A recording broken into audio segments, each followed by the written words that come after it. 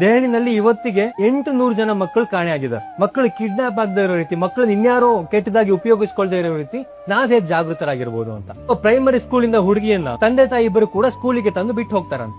ಅವ್ರು ಬಿಟ್ಟು ಹೋದ್ಮೇಲೆ ಮಧ್ಯಾಹ್ನ ಲಂಚ್ ಅವರ್ ಆದ್ಮೇಲೆ ಆ ಮಗುವಿಗೆ ಗೇಮ್ಸ್ ಪೀರಿಯಡ್ ಅಲ್ಲಿ ಆಟ ಆಡಕ್ಕೆ ಬಿಟ್ಟಾಗ ಆ ಮಗು ಆವರಣದಲ್ಲಿ ಆಟ ಆಡ್ತಿರುತ್ತೆ. ಆಗ ಬೈಕಲ್ಲಿ ಬಂದಂತ ಇಬ್ರು ಅಪರಿಚಿತರು ಆ ಮಗುವಿನ ಹತ್ರ ಬಂದು ಹೇಳ್ತಾರಂತೆ, ಪುಟ ನಿಮ್ಮ ಅಮ್ಮನಿಗೆ ಹುಷಾರಿಲ್ಲ, ನಿಮ್ಮ ಅಪ್ಪ ಅಮ್ಮನ ನನಗೆ ಕಳ್ಸಿರೋದು ನಿನ್ ಕರ್ಕೋಬಾ ಅಂತ, ನಡಿ ನಿಮ್ಮ ಅಪ್ಪ ಅಮ್ಮನ ಹತ್ರ ಹೋಗೋಣ ಅಂತ. ಆಗ ಆ ಮಗು ಒಂದು ಸ್ಮೈಲ್ ಕೊಟ್ಟು ನಗ್ನಗ್ತಾ ಹೇಳುತ್ತಂತೆ, ಅದೆಲ್ಲ ಸರಿ ಅಂಕಲ್, ಪಾಸ್ವರ್ಡ್ ಏನು? ಏನ್ ಪಾಸ್ವರ್ಡ್ ಅಂತ ಅವ್ನ್ ಗಾಬರಿ ಆಗ್ತಾನೆ. ನಮ್ಮ ಅಪ್ಪ ಅಮ್ಮ ಯಾರೇ ಹಿಂಗ್ ಕರೆದ್ರು ಕೂಡ ಒಂದ್ ಪಾಸ್ವರ್ಡ್ ಕೊಟ್ಟಿದ್ದಾರೆ, ಆ ಪಾಸ್ವರ್ಡ್ ಅವ್ರು ಹೇಳಿದ್ರೆ ಮಾತ್ರ ಅವ್ರ ಜೊತೆ ಹೋಗ್ಬೇಕು ಅಂತ ಹೇಳಿ ಜೋರಾಗಿ ಕೂಗ್ಕೊಳ್ಳುತ್ತಂತೆ. ಅವ್ರ ಟೀಚರ್ಸ್ ಎಲ್ಲ ಫ್ರೆಂಡ್ಸ್ ಎಲ್ಲರೂ ಓಡ್ ಬರ್ತಾರಂತೆ.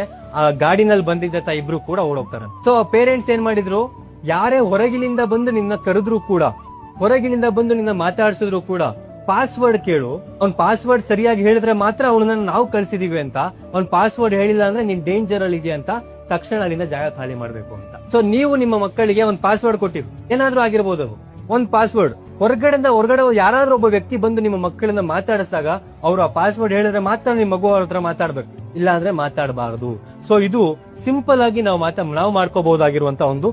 ದೆಹಲಿನಲ್ಲಿ ಇವತ್ತಿಗೆ 800 ಜನ ಮಕ್ಕಳು ಕಾಣೆಯಾಗಿದ್ದಾರೆ.